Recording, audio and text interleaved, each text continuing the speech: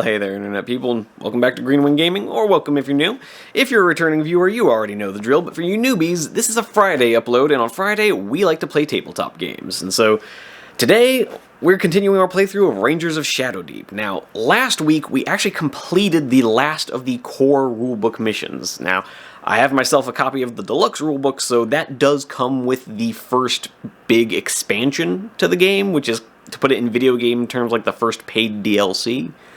But that's actually not what we're going to be doing today, because if you watched last week's video, which if you haven't, I absolutely recommend you go back and watch some of the earlier videos. It just adds a bit more of a sense of story to all of this, to say nothing of the fact that I explain how the game works in the very first episode, and I'm not going to be repeating myself. But the last week, the way the mission ended was... We did technically win the scenario because the civilians were alive at the end of the mission. It was, for those of you who didn't see it, it was a mission to protect a pack of civilians who were being ambushed by these horrible monsters deep within the depths of the Shadowdeep itself. But all of our heroes were removed from play. Literally, our last hero was removed on in the last turn, and so all of the civilians were kind of hiding in a separate room, cowering, while the heroes drew the baddies to themselves. Everyone was removed from play, and yet when we made our out of action rolls, everyone rolled either a 9 or higher. Well, that's not true. Bryn, our tracker, rolled like a 7. Which resulted in him suffering light injuries, so he's going to be starting with 5 less health in this game. But other than that, everybody got full recovery, and so everyone lived, but everyone was also removed from play, which actually ended up triggering another expansion that the creator of this game put to paper. One of his expansions, known as Incinerator. You can technically play it even if you're not removed from play. You can play it just in the normal sequence of playing through the expansions. But it was specifically designed as like a contingency in case the party was defeated, but members of the party survived. And so that way it's like you've been taken prisoner by the forces of the Shadowdeep, and you now have to escape from this horrible prison that they've dumped you in. And so we will be running the Incinerator mission pack today. Today we'll be running Scenario 1. There is a second scenario that we'll be running next week, which I'm looking forward to both of them. I have not read extensively through them, but I did have to look at like the setup page, so I knew how I was setting up the table. And they both look really interesting. They are really... Joseph McCullough, the guy who wrote this game, really put his whole back into creating a game mode that's going to feel unique. It's definitely not just repeating the same mission types we've had in the past. There is a gimmick to these next 2 scenarios, but it's a really good one, in my opinion. I think it's going to look really interesting, and I can't wait to find out what you guys think about it. But yeah, with all that being said... before we jump into our mission today, I would just like to remind you guys that I am just getting started on YouTube. I'm very new to all this, so by clicking on this video, you've already done me a huge solid in trying to help me get some more visibility on the channel. But if I could beg you for just one little more favor, watching all the way to the end of this video really also does help out. Hitting the like button, subscribing for more videos, it all helps the channel, it all helps the algorithm. My goal is to maybe try to turn this into something I do full-time. But in the meantime, I'm just happy to talk with you guys in the comments and play some fun games. So let's get to that, alright? No more of this self-promotion stuff. We're playing the mission, Scenario 1 of the Incinerator mission pack, so... let's just hop right into it. Alright, here we are looking at Mission 1. I mean, the book says Mission 1. It's also the only mission in this book, but we're going to read through the description here anyway. The last few minutes of the fight were a horrible blur. You remember shouts as a mob of cultists swarmed in behind you. You have visions of your companions being dragged down one by one, and then everything goes dark. So as I said, this is kind of picking up at the end of the last mission where all of us were removed from play and everything has gone dark and we are waking up in less than ideal situations. And so here we are with Scenario 1, Fire Drop. You awake in a dim chamber. There are rocks and rubble all around you, and the ground is composed of dry paving stones. Suddenly, in the distance, a pair of torches flame to life. They bracket a doorway which sits on a ledge at the far end of the vast chamber. There seems to be no other way out. Beneath the ledge, shadowy forms rise up from the floor. You can hear the soft click of bones as they shamble closer. Then you see them clearly. A mob of dirty skeletons, clutching rusty and broken weapons. As your companions get to their feet, you hear a strange cracking noise, like stone splitting.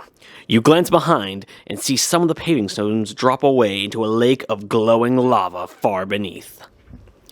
So yeah, we've kind of ended up in a horrible supervillain's lair where quite literally the floor is dropping out beneath us to reveal a lava lake below. We're basically playing a level of Crash Bandicoot.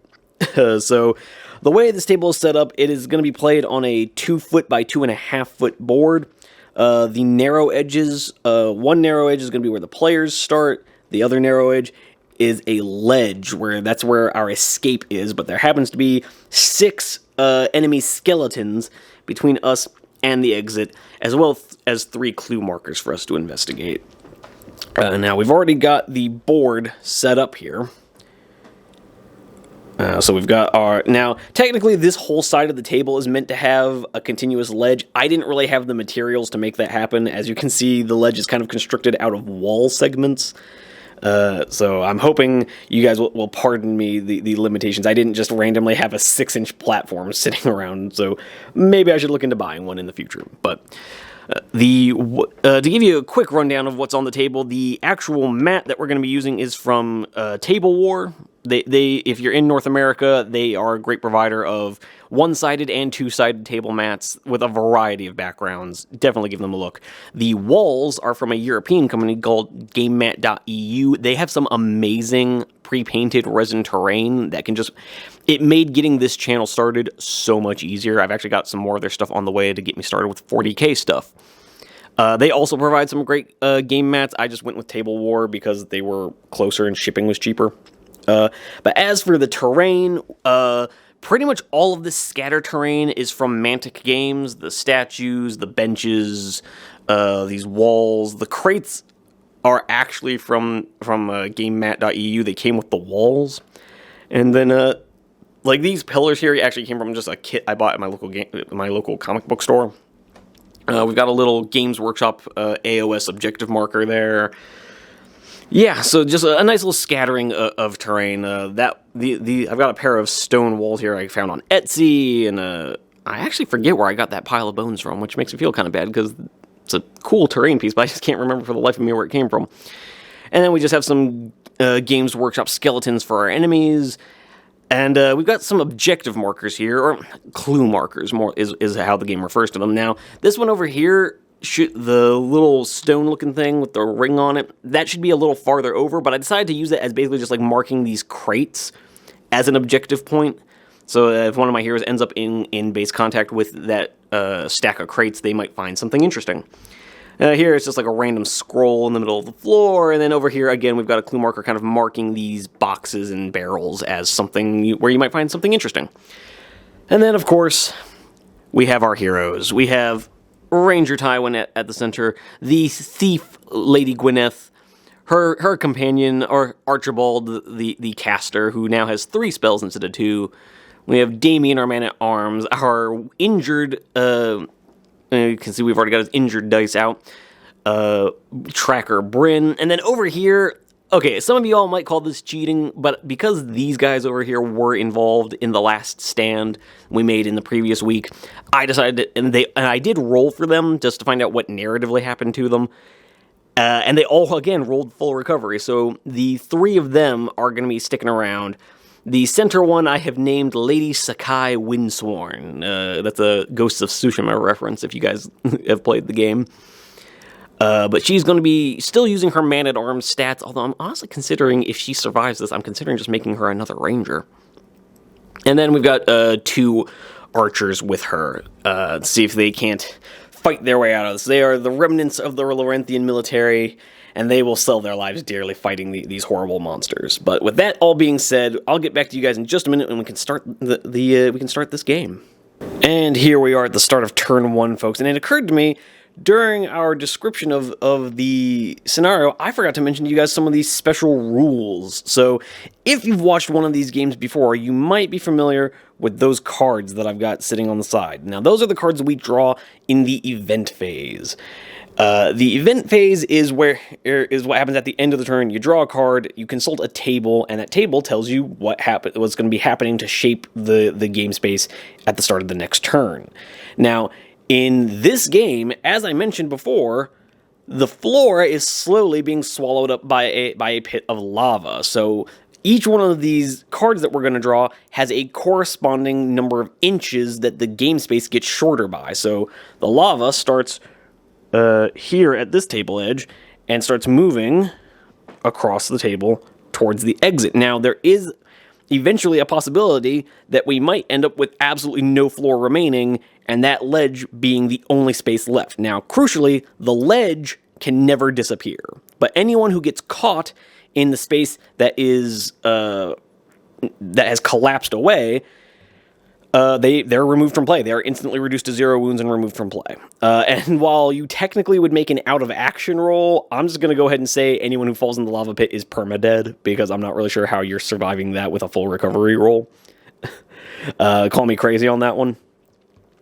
But, yeah, so there's also a couple rules, like if you end up within an inch of the table edge of where like the lava is meant to be at that turn, you have to make an acrobatics check at target number 12. If you fail, you fall in. However, Thaddeus the Crow, who you'll notice sitting in the back there all menacingly like he does, Thaddeus is able to fly, and any creature that can fly never has to make a check to see if they fall in. They basically are immune to all of this. They're just here for the good times. Thaddeus has more or less just been brought along. He was sick in the last scenario. He actually didn't get to play the last scenario, so he has just woken up, having received some medicine before the fight. He is just now woken up and finds himself in a pit thinking, oh my god, Ranger, what did you get me into? And he's just looking for the way out. And so, yeah, that is how that's going to end up working. So every turn, whatever we draw for the event phase is going to dictate how much closer the lava gets. And we, as a party, have to move enough to stay ahead of the lava and try to get to the exit. That doorway up on that ledge is the only exit. It is the only way out of here. So we're going to have to fight our way past some deadly, spooky, scary skeletons to get there. And then when we get to the base of this ledge, we have to make a climbing check. Now, that's the part that has me a little bit nervous. It's only a climbing check 8, but it could, considering the floor will be slowly but surely falling behind us, that's not ideal. And wouldn't you know it, this is the game where I didn't bring any rope. I mean, I've never brought rope, but I considered bringing it, and now I feel stupid for not having it. But oh well. So I believe that about covers it. There's some clue markers. Yeah, that about covers it. You have to make the climbing check to climb up the ledge. We're gonna have to make a lock picking check to get through the door. Again, I'm pretty sure that's a target number 12. So fortunately, we have a thief who's good at that. But with all that being said, this isn't really the start of turn 1, so I'll come back to you when I'm ready to start the turn. Alright, so here we are at the actual start of turn 1. As you can see, we've set up some red dice here to kind of symbolize the lava that's going to be advancing across the table. And the situation is actually a little more desperate than I realized. I thought it was a target number 12 to unlock that door. It's actually target number 14. Or it can be bashed open with a strength check of an 18, but I'm not loving my odds there. So this could be a little difficult. Fortunately, like I said, Gwyneth has a lockpick of +5, so she only needs like a 9 or better to get us out of here, but I do need to get her across the table alive. So with all that being said, we're just going to go ahead and jump into the Ranger phase. Now, the Ranger phase is going to be pretty simple. We're just looking to get up the board. Part of me would like to try to play it smart and try to lure the zombies or the skeletons over here to us because they kind of have to approach at a bit of an angle, string them out. But again, that table edge is going to be moving every turn, so we actually do need to get a move on. So it's going to be pretty simple. We're just going to be moving everyone up the board as fast as humanly possible. So Tywin is going to be making a 10.5-inch move up to about there. So again, I'm going to ask you to excuse my camera work for this one. I'm still getting used to this longer lens that makes it a little weirder to try and move the maze. So Tywin ends up about there. He's going to group activate with Damien and Gwyneth. Gwyneth is also just going to make a double move. Again, excuse me for the camera work, guys.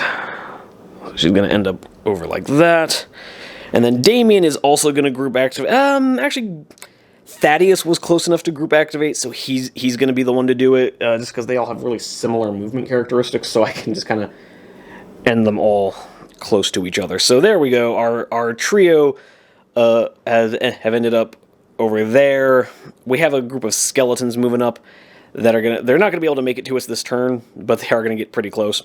So they're all gonna be moving up a total. They have a movement of 6, so they're gonna move a total of 9 inches.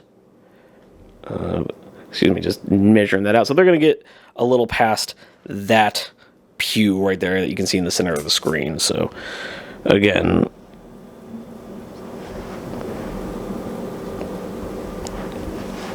moving these guys up and knocking over some of my terrain. Don't mind me. Moving up these skeletons. They should be a little farther back like that. And doing much the same on this side of the table. Skeletons. Ho!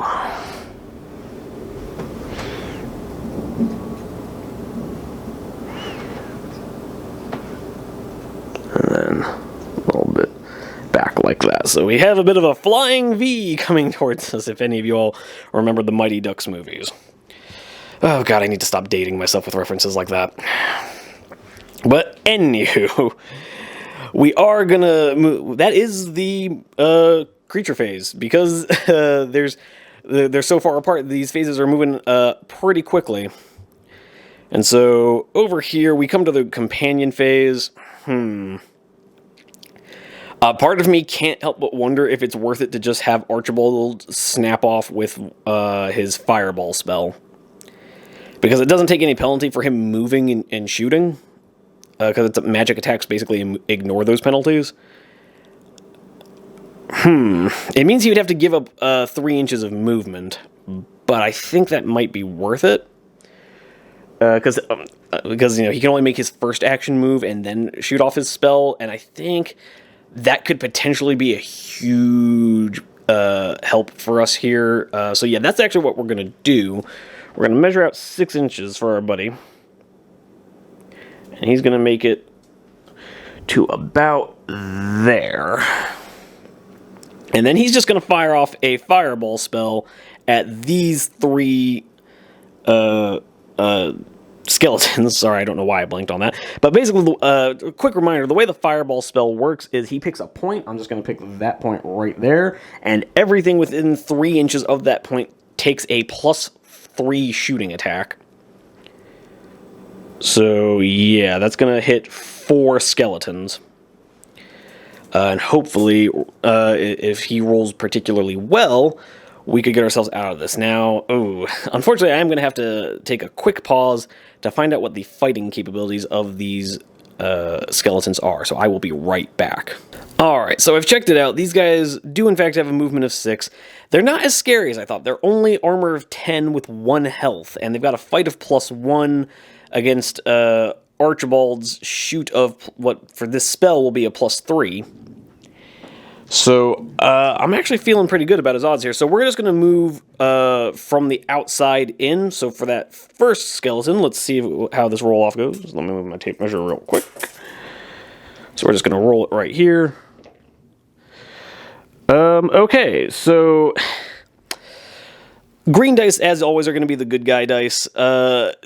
Archibald has, in fact, Oh no, he has not. He has not killed this first skeleton. He has won the roll off because he gets a 10 to the skeleton's fight +1, which gets him to a 3. However, his 10 is exactly what the armor of the skeleton is, so that skeleton will be taking no damage. So we're going to move to the second skeleton, and hopefully Archibald can do a little better on this one. Not so much, because he rolls a 4 becomes a 7, against a 6 becomes a 7, and even if he'd won that one, it wouldn't be high enough to do any damage. So, Archibald, I need you to do better, bud.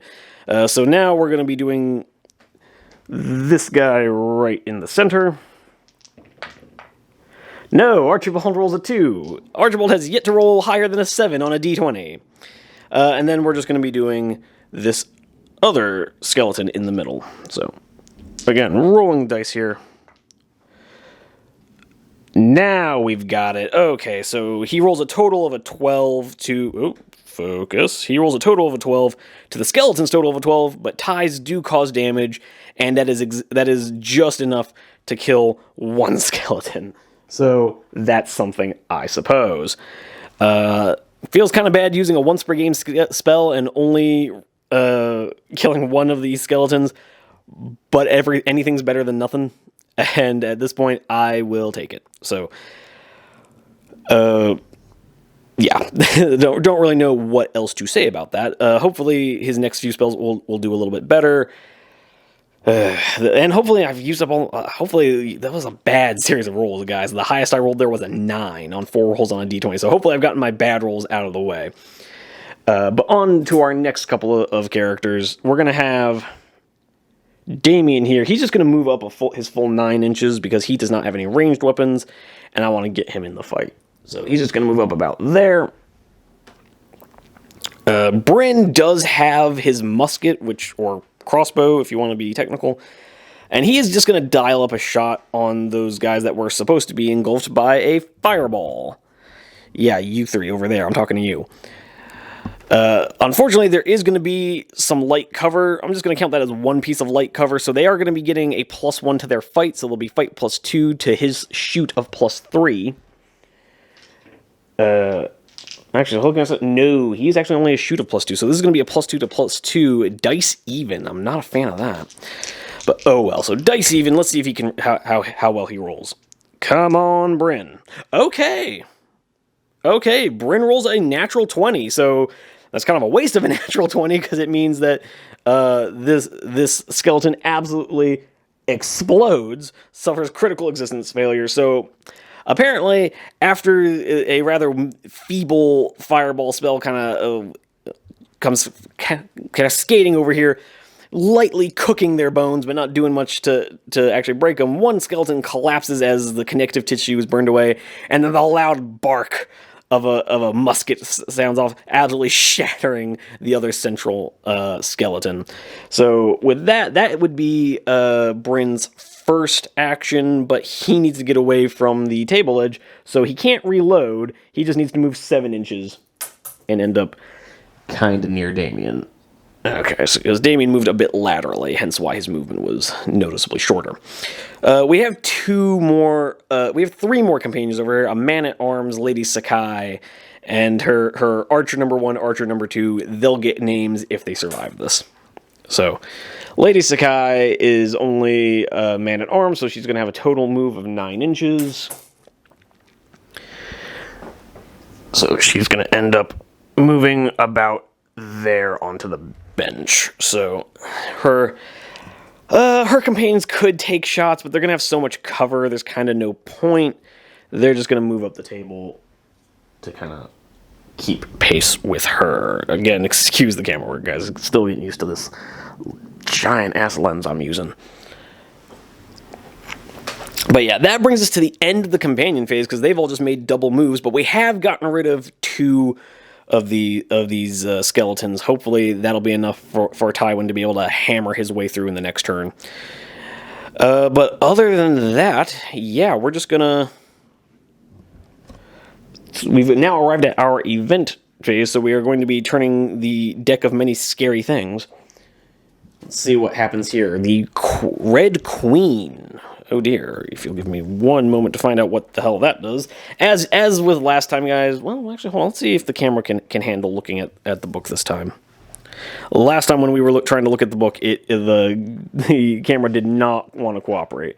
So let's find out what this Red Queen does. I don't think... yeah, it's looking like the book is not going to be readable for this. Yeah, sorry about that, guys. The book is going to be a bit of a no-go again. So let's just find out what the Red Queen does here. So, a terrifying boom echoes through the chamber. All evil creatures on the floor move 2 inches directly towards the ledge if they can. This includes creatures currently in combat.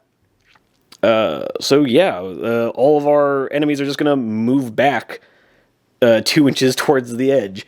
And then it has a parentheses 6 inches, so it's a good thing I moved, because we were 2 inches up from the table, and it's about to move 6 inches up. So I'm going to go ahead and get that adjusted for you, and I will see you guys at the start of the next turn. And here we are at the start of turn 2, guys. I'm going to go ahead and apologize if you can hear some thunder in the background. It is literally a dark and stormy night over here as I'm filming. Or dark and stormy day, rather. But we are at the start of turn 2. Oddly enough, the event card kind of did us a favor, I guess, in having the skeletons back off a little bit. Although I actually don't know if that is a favor, because it means it's going to be really difficult. You know, Tywin was in like perfect charge distance a second ago, and now I'm gonna have to go ahead and check. I don't think he can. Yeah, looking at what 7 inches gets me here, he cannot. He cannot make it to the skeletons now, so he's not going to be able to get into combat. That's really annoying. I really don't like that, because it means that the skeletons are. It means the skeletons can't get to me, so he might just kind of hang out. He and Gwyneth might just start throwing knives, because they both have throwing knives now.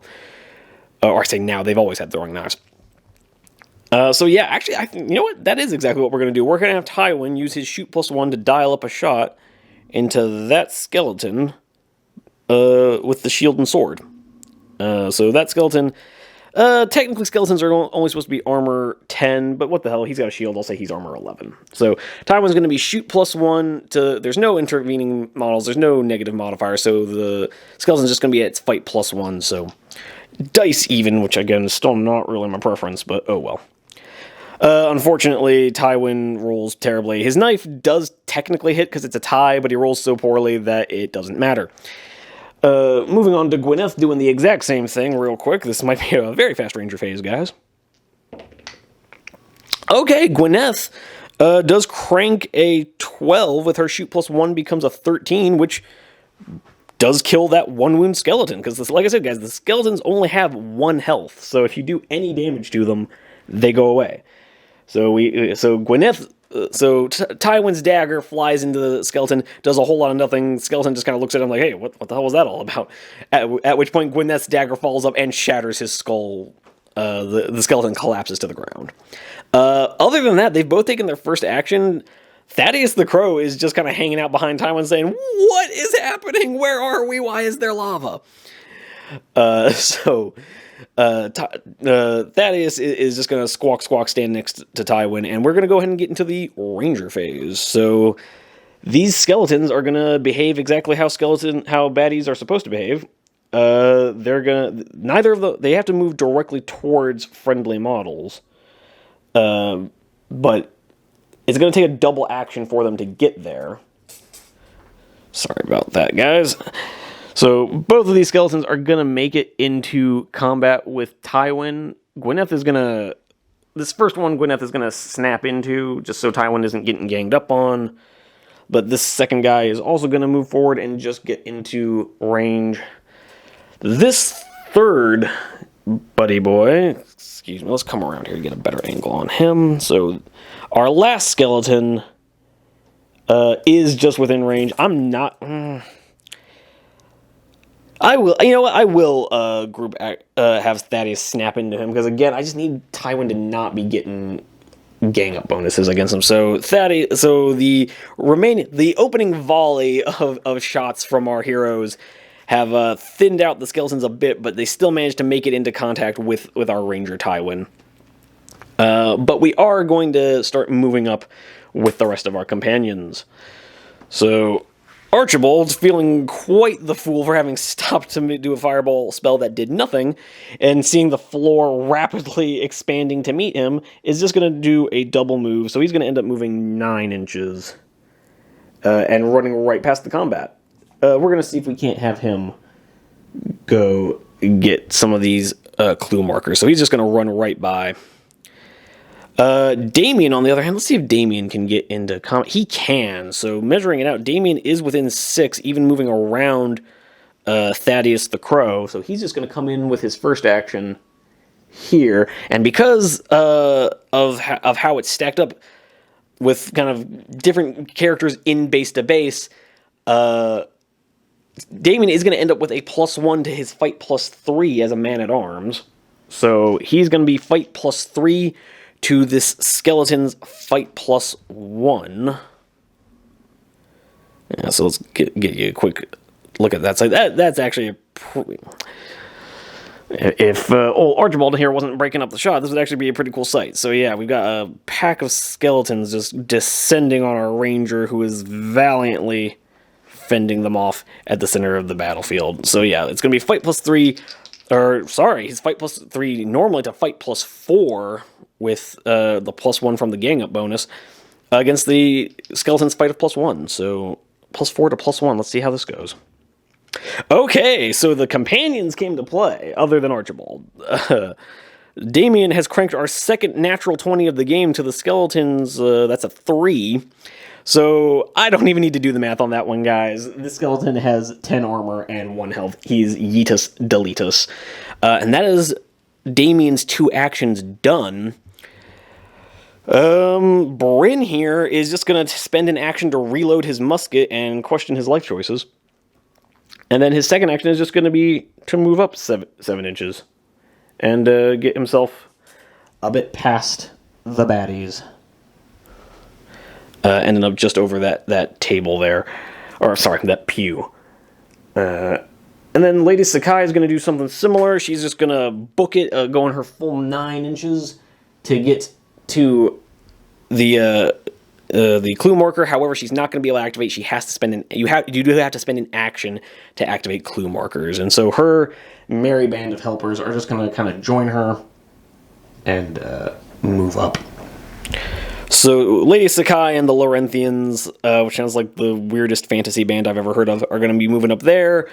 That brings us to the end of the turn. Things are actually going surprisingly well. We're within striking distance of all the clue markers. We've whittled down 6 skeletons down to 2 without taking any damage yet. Some questionable dice rolling aside. But of course, we've now arrived at the part that is the great equalizer, the thing that doomed us last time. The deck of many scary things. We have arrived at the event phase. And we have drawn a red 5. Now let me look real quick at the book to see what a red 5 does. Let's read this out here.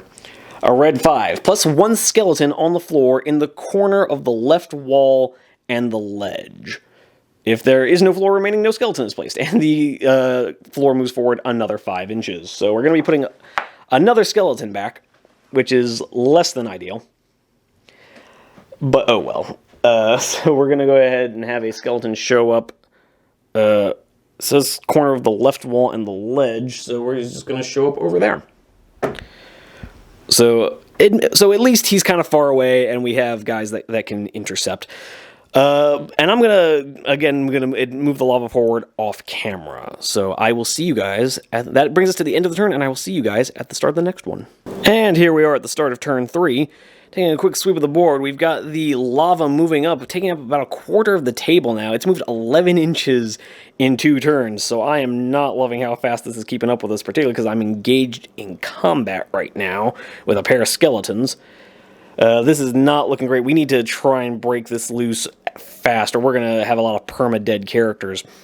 So we're just going to go ahead and have Tywin group activate with Thaddeus and Gwyneth. So Thaddeus is going to take his first action, come around over here like that, like so, get into base contact with both of those skeletons. They are now triple engaged, which means both of our guys are going to be getting a gang up bonus.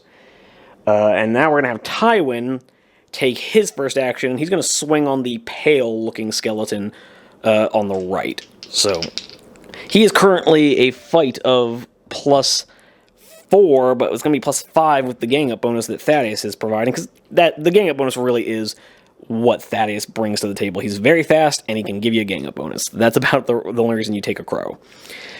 So, seeing the roll against the skeletons, fight of +1. Okay, it's not a great roll, but it is going to be enough. The skeleton has rolled an 8, becomes a 9 with the +1, but Tywin rolled a 7, +5, that becomes a 12, which is going to be enough to destroy this skeleton, just barely, but barely is good enough. So, that's one skeleton done, and 2 of our guys have used their first actions. We are now going to have Gwyneth take her first action and try to do much the same against the remaining skeleton. Now, she's going to have a fight. She's normally fight +0 and shoot +1, but she's now fight +2 because of the double gang up bonus from Tywin and Thaddeus. Let's see if she can completely break us out of this combat. She cannot. That's really unfortunate. She rolls a 4, becomes a 6. It does beat the skeleton's roll of a 3, becoming a 4. But it's not enough to do any damage against his armor. So we're going to have to use Tywin's once per game Hand of Fate reroll. See if she can't roll a little bit better. We basically need like a 9 or better. And so let's see if we can get that. Okay! Gwyneth has decided to come through on the reroll, so Fate has smiled upon our party, and her reroll gets her to a 16, becomes an 18, becomes an absolutely exploded skeleton. So, as Tywin and Gwyneth rushed forward, trying to lead the party to safety, they were met by a wall of skeletons. Tywin get a hail of shots down the first few of them. Damien coming up close behind to shield bash a third. Tywin explodes another with a single swipe of the sword, and Gwyneth jabs her handy blade into the... oh, actually, you know what? I just realized Gwyneth picked up a bone sword. She had an additional +1 fight against this skeleton. It wouldn't have made a difference. I still would have needed the reroll. And so she takes that bone blade and absolutely obliterates the skeleton, bone meeting bone, in a clattering cacophony that echoes throughout this cavernous chamber. That gets them all done with their first movements. Thaddeus still has his second, so he normally has a 9-inch move. He's going to move another 4.5, just trying to get farther away from the lava. He's just going to move straight away and apparently knock over a pillar. Tywin has not moved yet, so he's going to move his full 7 and end up kind of near Thaddeus, like that, like so. Gwyneth is just going to do much the same, ending up right here. Our 3 amigos have now made it basically halfway through. A little more than halfway through, actually. So now we're coming to the creature phase. Now, if it weren't for that skeleton that showed up last turn, we would have no creatures to speak of, but we do. So he's going to move his 9 inches and end up right about there. So that is where our skeleton is going to end up. Alrighty, and now we move on to the companion phase, and I am liking how open it is, how we've cleared out the field. So what we're going to have happen here is Damien is actually going to move his 6 inches, which is going to be just enough to get to, so he's from... You'll notice that I've got the 4-inch marker next to his base, so 6 inches would get him to the 10, which is right there, which is going to be just enough for 1 action to get him to a clue marker. So he has found that clue marker. We are going to resolve that right now. That's going to be a quick roll of a d20. Again, if you've never seen this before, whenever you touch a clue marker, you activate it by using up one of your actions, and you roll a d20 to see what this game's clue table result will be. So he has rolled a 4. Give me 1 moment to find out what that does.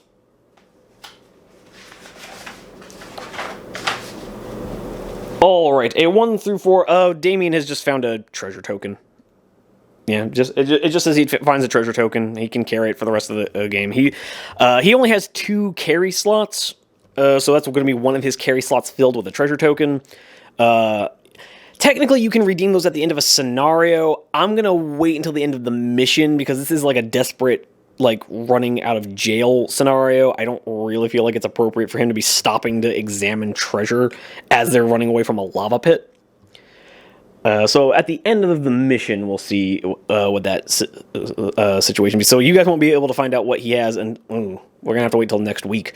I'm going to have to mark that down on his character sheet. But moving on to Archibald, who's also going to be able to move 6 inches to get to a clue marker. He's just going to move over here to these crates, which, as I said, are that's where the clue marker is meant to symbolize. So he's going to move, get into base contact with the crates. Clue marker is going to go away. And we're going to roll again on the D20 tabletop.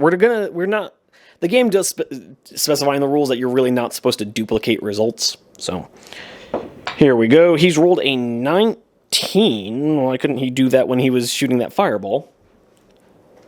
He has found a potion of healing. However, it specifically says that for this scenario and for the rest of the mission, it does not take up a slot. He could either use it, pick it up, and use it as a free action. So he's going to pick it up as a free action. But he's not going to use it, and for the rest of the mission, it does not take up a carry slot. That was actually a pretty good roll on his part. Good job. And then coming over to Lady Sakai. Ooh, do I want her? Yeah, I do want her picking up that clue marker. So she's going to use one of her actions to pick up that clue marker. Lady Sakai is going to get the third clue marker out the way as I knock over this pillar again. As much as it looks cool, it is like the least stable piece of terrain I've ever seen. So she's going to roll another d20. We're going to get all 3 of our clue markers in one go. 18, but as I said, we're not repeating results, so that would have been the same result, but instead it's just going to be one of the 2 remaining. It says, we find the body of another ranger who I vaguely recognize. I can take a small silver star of Alladore that is pinned to his tunic to return to his family, gain 5 XP.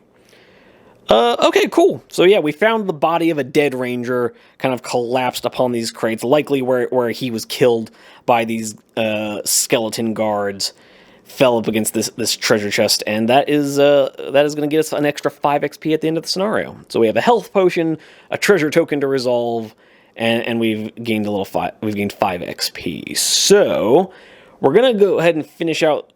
We do have to finish out her actions.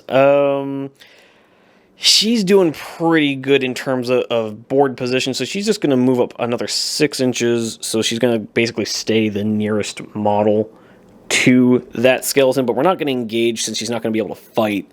And she does have 2 archers right there, ready to dial up shots with no cover for the skeleton. So that's exactly what we're going to do. They're both going to be shoot plus 3, looking at their stat. Yes, they are shoot plus 3 being archers, to his fight plus 1. So we're going to do the farther away archer, who was a bit of a badass in the last scenario. Well, badass might be a bit of a stretch, but he did hold up a ogre, or I guess it was a troll, technically, all by himself.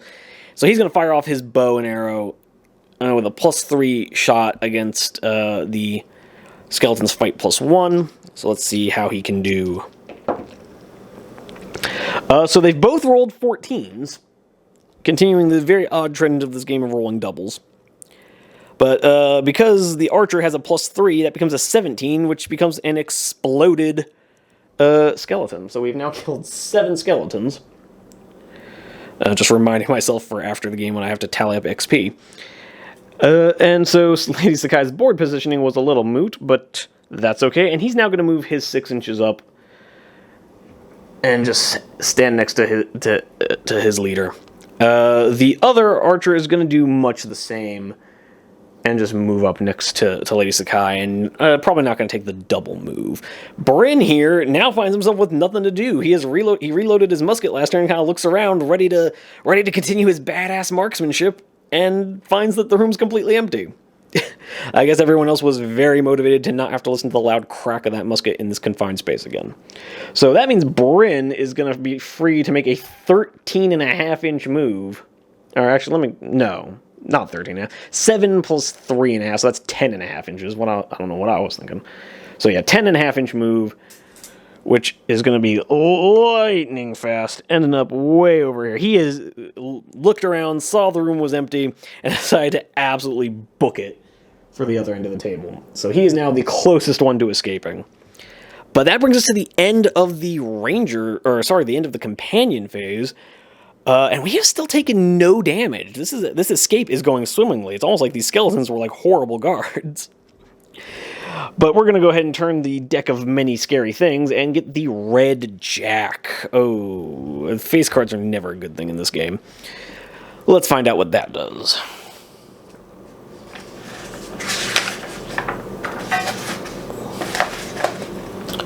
So, the Red Jack.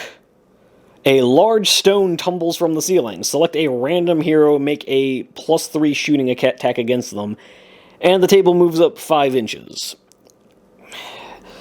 That lava is keeping pace a lot faster than I'm comfortable with. But so we have to randomize what hero gets hit. So we've got 1, 2, 3, 4, 5, 6, 9 heroes. So we're going to roll a d10, re-rolling the 10.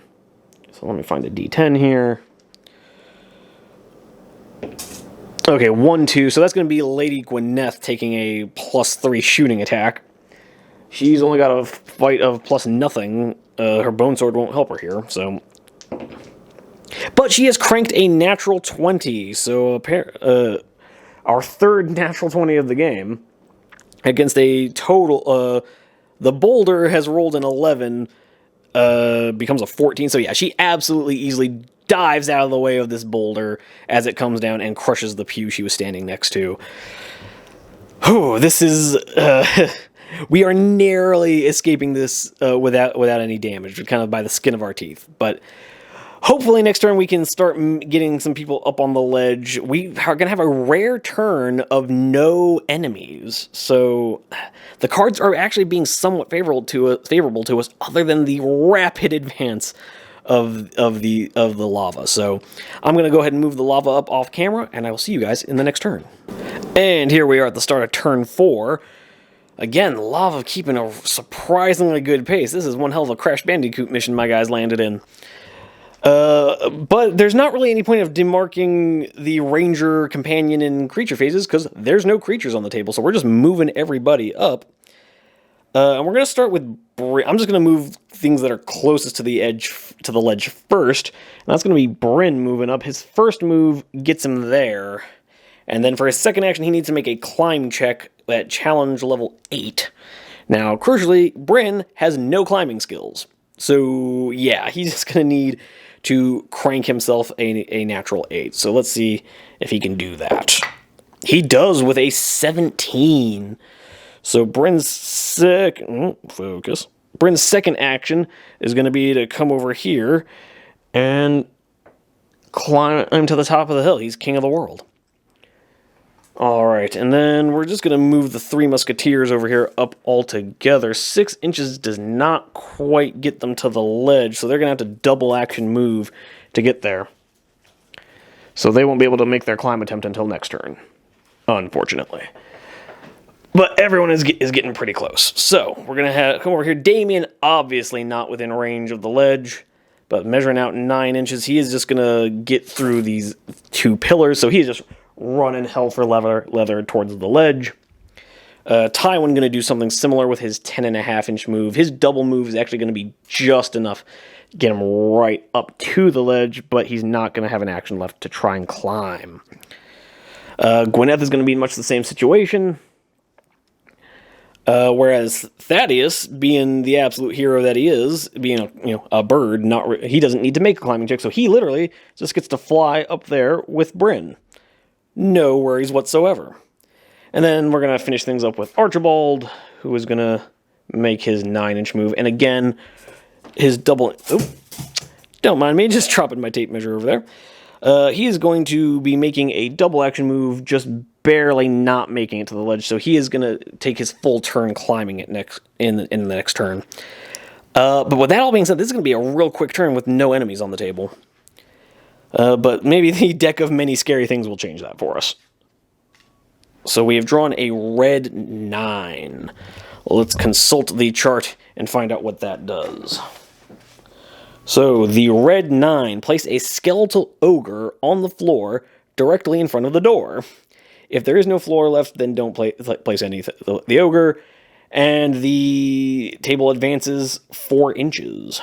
So, slowing down ever so slightly, but not enough for my taste. But we are going to be having a skeletal ogre appear at the door. So Bryn, right about now, is thinking, oh god, what have I done?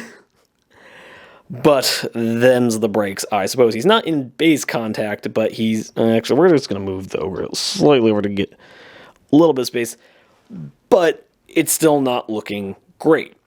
So that's going to be fun. And we're going to go ahead and move the lava forward off camera as usual. It's going to be moving up another 4 inches, and I will see you guys in the next turn. And here we are at the start of turn 5. Not much need for a sweep of the board. All the clue markers have been found. All of the enemies are dead, except for this newly emerged ogre, who, in case you're curious, is a model from the Cursed City box that Games Workshop put out, I guess at this point, like a year and a half ago. So there's a skeletal ogre blocking our path through the door. We're going to go right into the Ranger phase, where Tywin is really only going to be in range to group activate with Gwyneth and Damien. However, his first action is going to be to, because he was able to end his turn in base contact with the ledge, he can attempt his climb. We're just going to go ahead and have him pop his one of his heroic abilities, which is Focus, gives him +8 to a skill check. Now, the climbing check here is an 8, so he's just going to auto-pass the climb check and end up at the top of the wall for his first action. And I don't love the idea of him rushing into that ogre on his second action. But it's going to stop... it's going to stop the ogre from attacking our other buds. So Tywin is just going to move into base contact and engage the ogre. Like a hero. And so Gwyneth is going to have to use her first action to get in base contact. Damien Ditto is just going to have to get here and use his first action getting into base contact. Then they're both going to need to make climb checks at target number 8. Now, neither of them have any skill checks, so they're just going to be looking to crank an 8. So let's start with Damien, who is going to roll an 18. Let's get that a little better focused in the camera. Yeah, he's going to roll an 18, so Damien's second action is going to be to just absolutely leap up the ledge like so. Now, Gwyneth, let's see if she can do something similar. Yes, as a matter of fact, she can. That's a 19. So yeah, Gwyneth was made for this. She doesn't care about this wall at all. She just hops up there next to Thaddeus and is calling it a day. So we've got a very high proportion of our team now up on the ledge. Let's see if the rest of them can do as well. But we are now in the creature phase, so the ogre being engaged by Tywin is now going to take a swing at him. He is fight +3 to Tywin's fight +4. So he also has the powerful blows ability, which means he's going to get +2 damage. He's already got a two-handed weapon, so he's going to be +4 damage if he to whatever he rolls here. So that's not ideal. But fight +3 to Tywin's fight +4. Let's see it.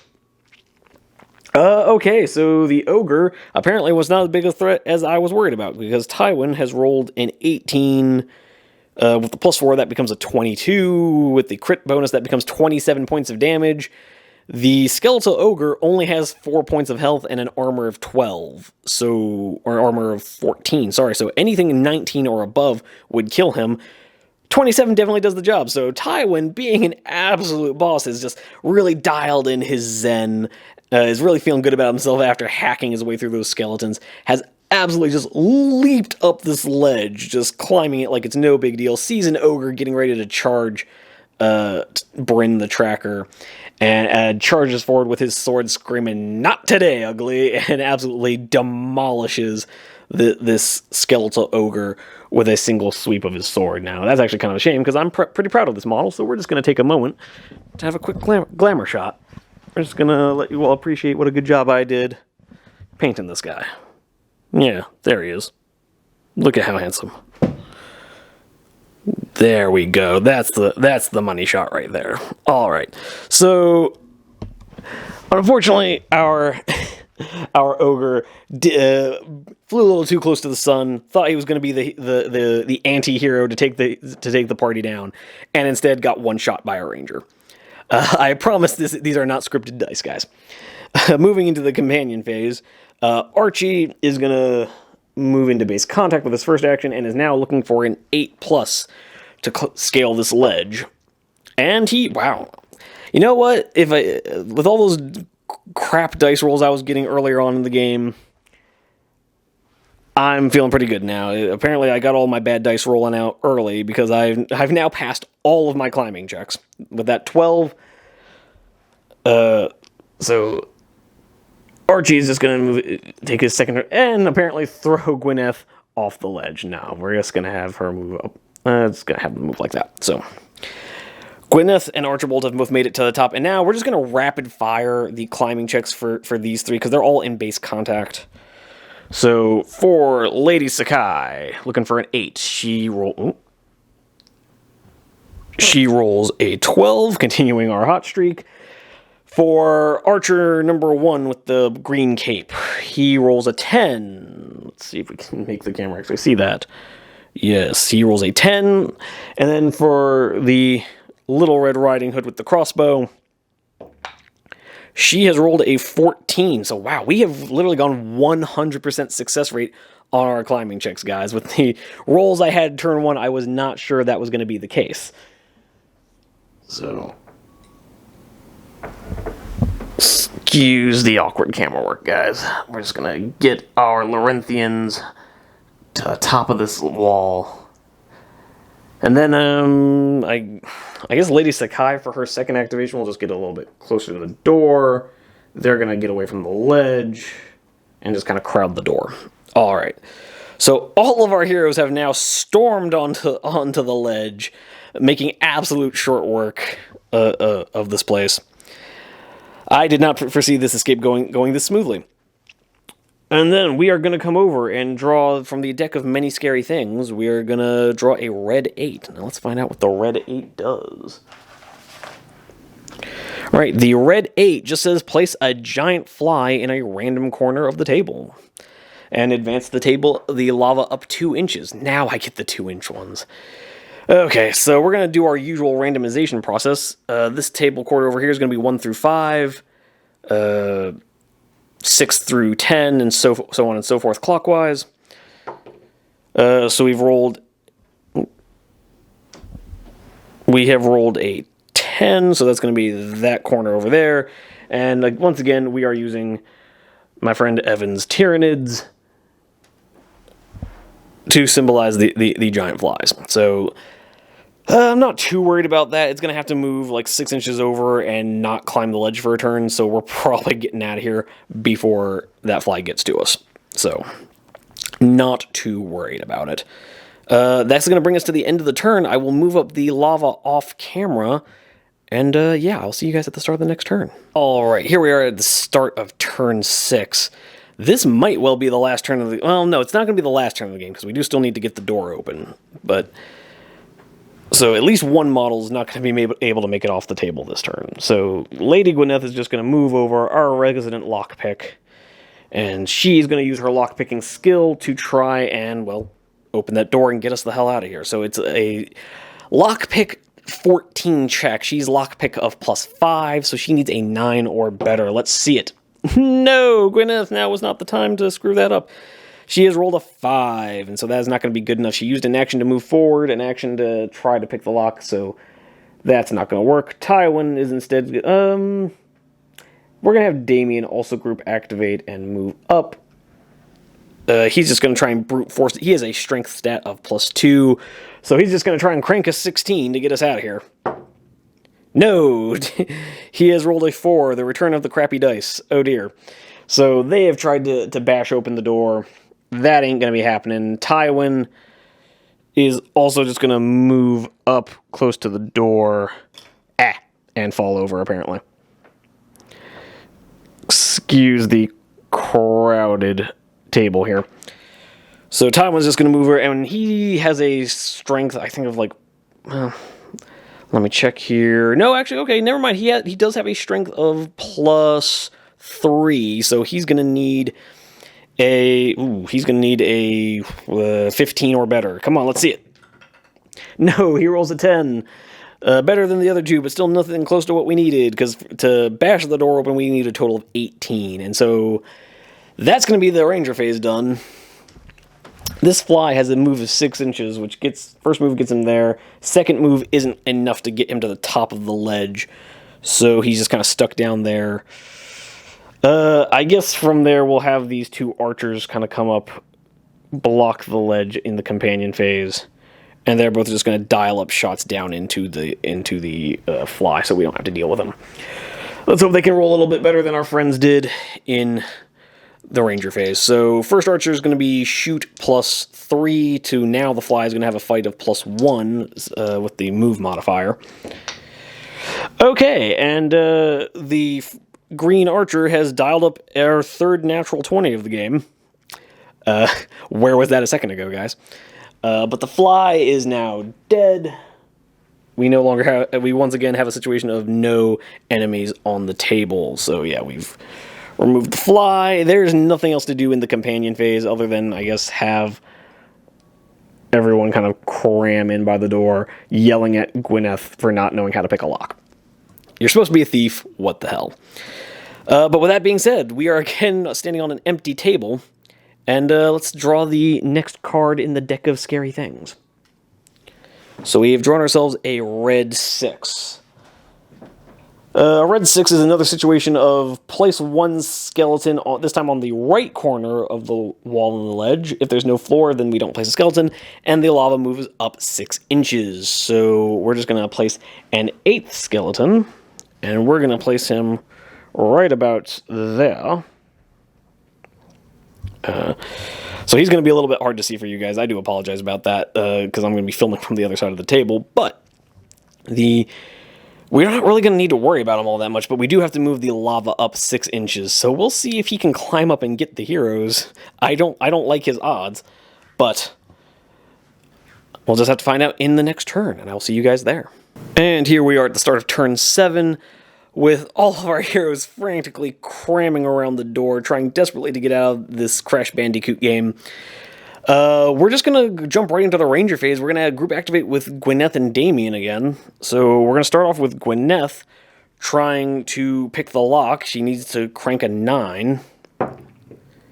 And she does it with an 18. So Gwyneth has finally remembered, oh, gotta flip the lockpick around, then pick the lock. The pick side goes in. So she's remembered how that works and has unlocked the door. The door flies open, and at this point, that's basically game over, guys, because this skeleton here does not have the movement to get to us this turn, and everyone is going to be able to make it to the door with a double move. So that's just game. That is the end of the turn, which is a good thing, because if that lava had made it to the ledge, the rules stipulate we have to start making acrobatics checks to not fall off. So, you know, fun stuff. But that will be the end of the game. We have survived our escape from this wildly impractical villain prison, which is now covered in a roiling mass of lava. But we've managed to hack our way through skeletons and flies and surprisingly weak ogres. And we're gonna wrap this all up in the outro, and I'll see you guys there, because yeah, we don't have to roll for any out of action. We don't have to roll for any. We're not gonna roll for the treasure token until the end of the mission, so next week after the scenario.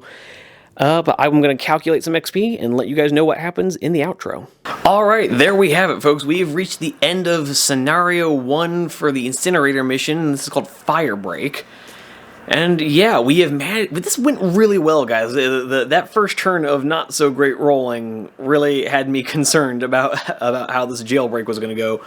But our heroes have done it. We have busted out of the Firebreak prison.